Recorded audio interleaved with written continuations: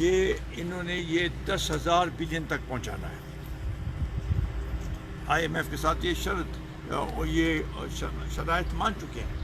تو اس سے آپ دیکھیں کہ کیا اندازہ ہے.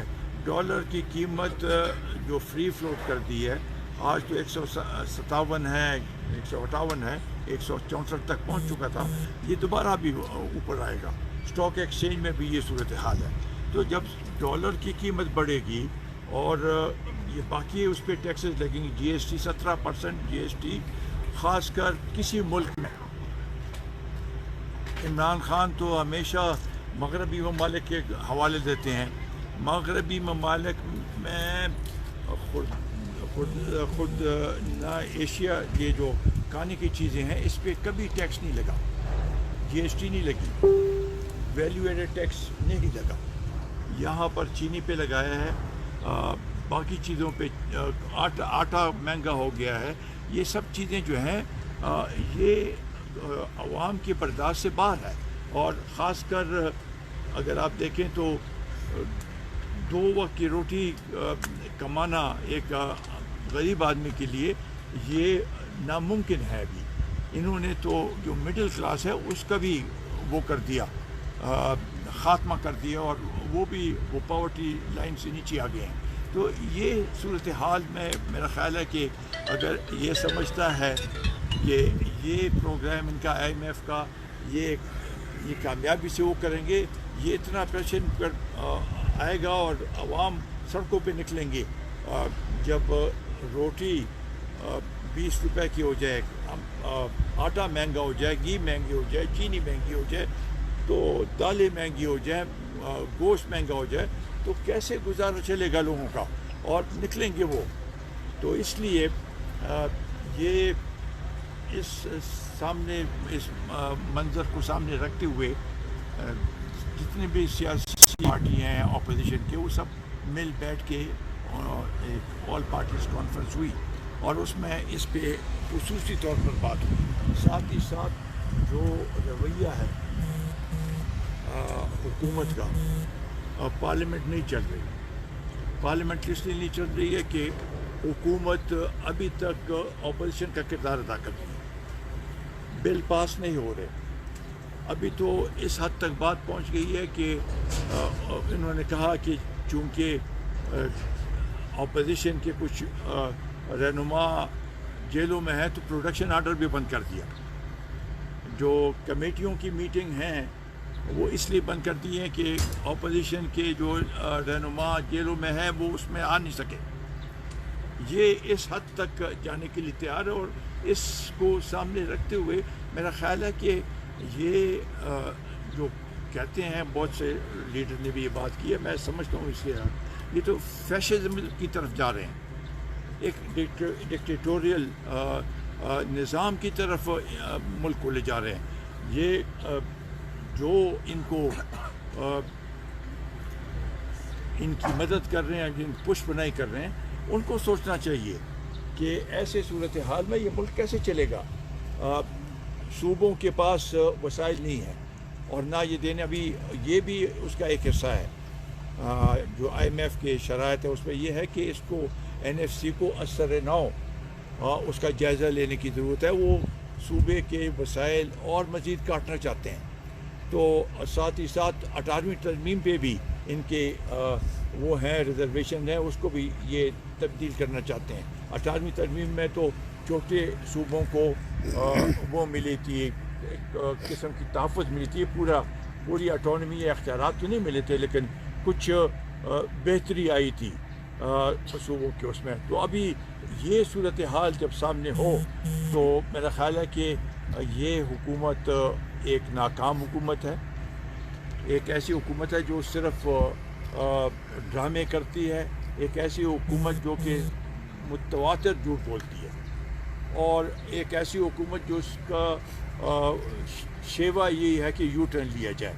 جو اس نے وعدے کیے تھے، جتنے بھی وعدے کیے تھے، ایک وعدہ بھی پورا نہیں کیا. تو ایسے صورتحال میں اس ملک میں اگر لوگ ایسی اپوزیشن والے بھی آرام سے بیٹھ گئے تو یہ تو بالکل افراتفری کی طرف چل جائے گی. تو اس لیے یہ فیصلہ ہوا ہے کہ آل پارٹیز کانفرنس میں کہ اب اس کو ایک منظم طریقے سے آگے لے جایا جائے گا. 25 تاریخ کو کیونکہ 25 جولائی جو ہے وہ پچھلے سال اسی دن الیکشن ہوئے تھے اور اس میں دھاندلی ہوئی تھی, ایک ایسی دھاندلی جس کی مثال نہیں ملتی, اس کو یوم سیاہ کے طور پہ منایا جائے گا. اور چاروں صوبائی ہیڈ کوارٹر میں کوئٹہ, کراچی, لاہور, پشاور میں بڑے جلسے کیے جائیں گے جس میں سب اپوزیشن کے رہنما جو ہیں وہ اس میں شرکت کریں گے.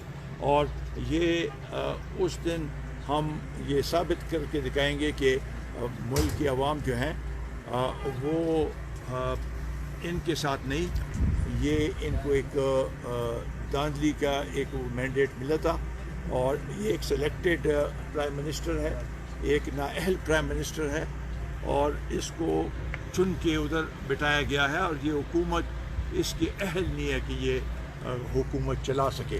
تو یہ اس کی ابتدا ہوگی. اس سے پہلے سینٹ کا سلسلہ بھی شروع ہے, سینٹ میں بھی کل وہ داخل کیا ہے, وہ بہرحال اپنی جگہ.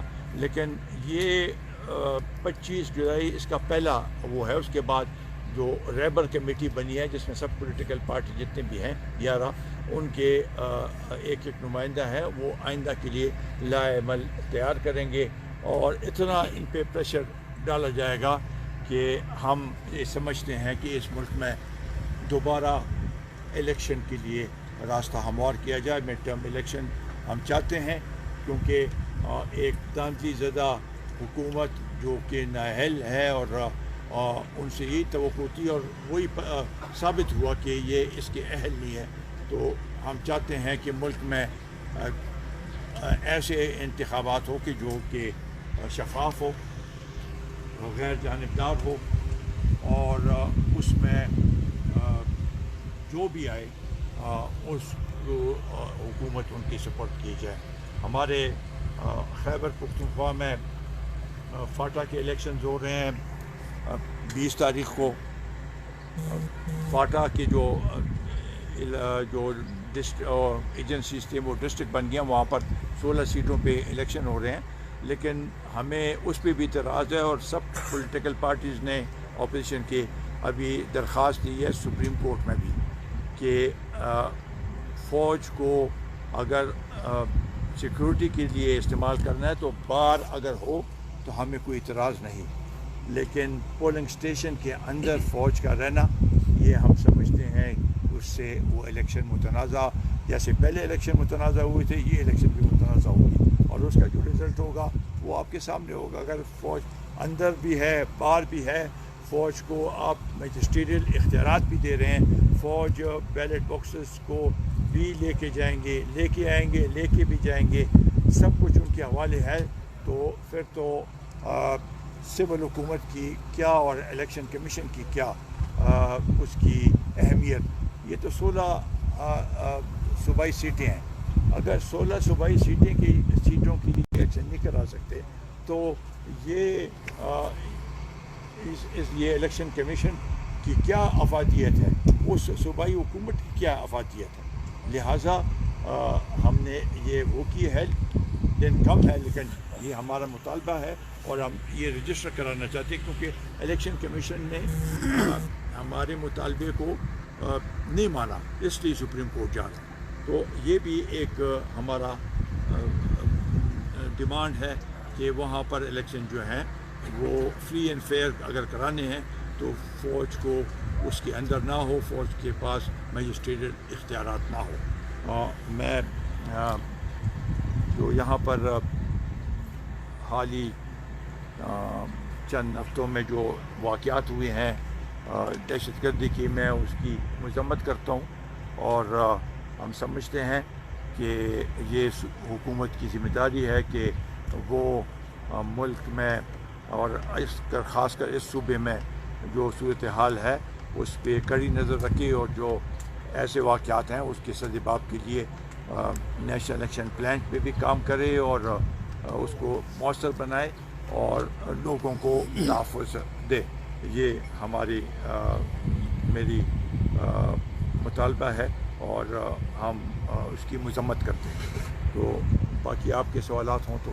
سر آپ سابق وفاقی وزیر داخلہ بھی رہے ہیں, آپ بعض چیزوں کو سمجھتے بھی ہیں, قریب سے بھی دیکھا ہے.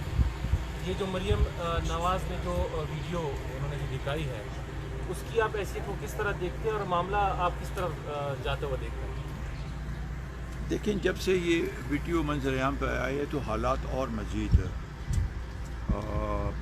خراب ہو گئے ہیں اور اس لحاظ سے ہم سمجھتے ہیں کہ ملک میں جو سیاسی ہلچل اس ویڈیو نے بنائی ہے اس سے حکومت بھی پریشان ہے اور عوام بھی مشوش ہے کہ یہ کیا صورتحال ہے. لیکن بہرحال انہوں نے بڑے وثوق کے ساتھ یہ ویڈیو سامنے لے کے آئے ہیں اور ان کو یہی ہے کہ یہ بالکل صحیح ہے. اور حکومت جو پہلے کہتے رہی ہے کہ یہ اس کی ہم فورینزک وہ کریں گے,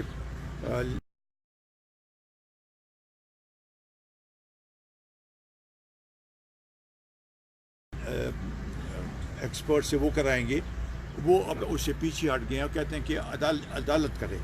تو بہرحال جہاں پر بھی ہو اس کی عدالت کرتی ہے, فورینزک وہ ہونی چاہیے اس کی. ساتھ ہی ساتھ انہوں نے یہ بھی کہا ہے کہ اور بھی مزید ان کے پاس شواہد ہیں. تو یہ اس جج کو تو کم از کم مشکوک بن گیا ہے اور متنازع بن گیا ہے, اور اس کے جو فیصلے ہیں تو لازمی بات ہے جب جج متنازع ہو گیا تو وہ فیصلے بھی اس لحاظ سے متنازع ہوتے ہیں. لیکن اس کے ضمن میں ہی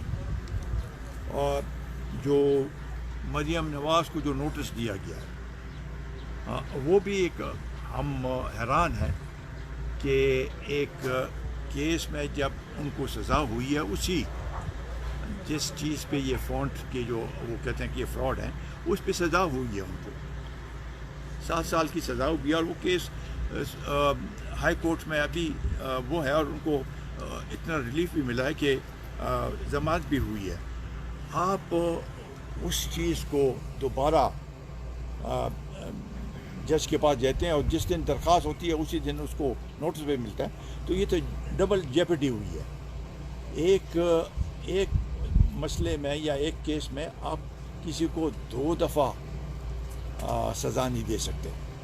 تو یہ بذات خود ان کی بکلاہٹ ہے, حکومت کی بکلاہٹ ہے, اور جو بھی حکومت کو ایسے مشورے دے رہی ہے اس سے اور زیادہ جو سیاسی منظر ہے اس میں اور زیادہ کشیدگی پیدا ہو رہی ہے. اور یہ اگر اسی طریقے سے رہا تو یہ تو ملک میں افراتفری کی طرف ملک کو لے جائے گی, اور خاص کر پولیٹیکل انسٹیبلٹی کی طرف ہم جا رہے ہیں. اور شاید کسی کو یہ انسٹیبلٹی سوٹ کرتی ہو, لیکن ہم سمجھتے ہیں کہ ملک میں جمہوریت کو تقویت دینے کی ضرورت ہے اور اس کے لیے کام کرنے کی ضرورت ہے. ہم نہیں چاہتے ہیں کہ ملک میں پولیٹیکل انسٹیبلٹی ہو یا ملک میں ایسا سلسلہ ہو کہ سیاسی طور پہ بھی اقتصادی طور پر بھی ہم ملک کو ایسے دورائے پہ لے جائیں. جہاں تک یہ سب ان چیزوں کا اگر آپ دیکھیں تو ایک آواز یہ آ رہی ہے کہ جی نیشنل سیکیورٹی کو یا قومی سلامتی کو خطرہ ہے. میرا خیال ہے کہ قومی سلامتی کو یہ جو انہوں نے بجٹ پیش کیا جہاں آرمی چیف یہ کہتے ہیں کہ ملک کی اگر اقتصادی صورتحال صحیح ہوگی تو یہ اس کی دفاع کے لیے یہی اس کی دفاع ہے اور ملک بہتر طریقے سے اپنی دفاع کر سکتا ہے. لیکن اب تو ملک کی اقتصادی صورتحال ابتر ہو رہی ہے, تو اس کا مطلب ہے کہ قومی سلامتی کو خطرہ اس حکومت عمران سے ہے.